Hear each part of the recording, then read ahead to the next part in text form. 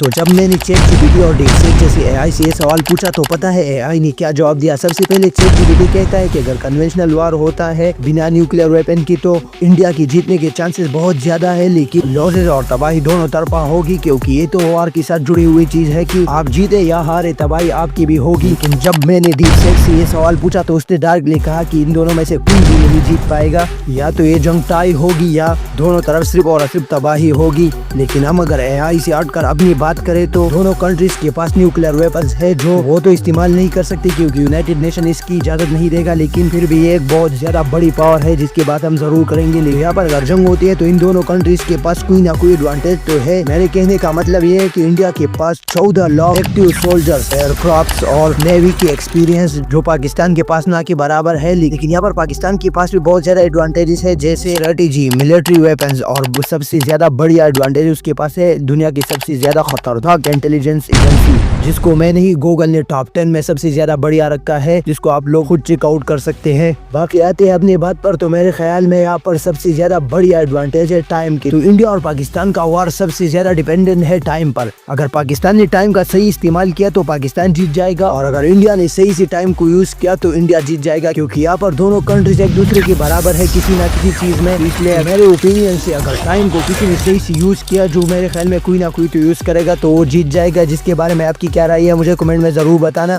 और यहाँ पर मैं एक और बात बताना चाहता हूँ कि ये दोनों कंट्रीज इजीली फाइट नहीं कर सकती, क्योंकि ना तो दूसरी कंट्रीज उसको इजाजत देगी और ना यूनाइटेड नेशन इसकी इजाजत देगा। तो इसलिए अगर ये दोनों कंट्रीज दूसरी कंट्रीज के साथ अलायंस बनाना चाहती है तो ये वार तो उन लोगों को रोकना ही होगा। फिर चाइना पाकिस्तान के साथ और US इंडिया के साथ है, इससे एक बहुत ज्यादा बड़ा मसला बन सकता है। जिसके बारे में आप लोगों की क्या राय है मुझे कमेंट में डिटेल से बताना। तो आज के लिए इतना ही, मिलते हैं इस तरह कमाल की वीडियो में।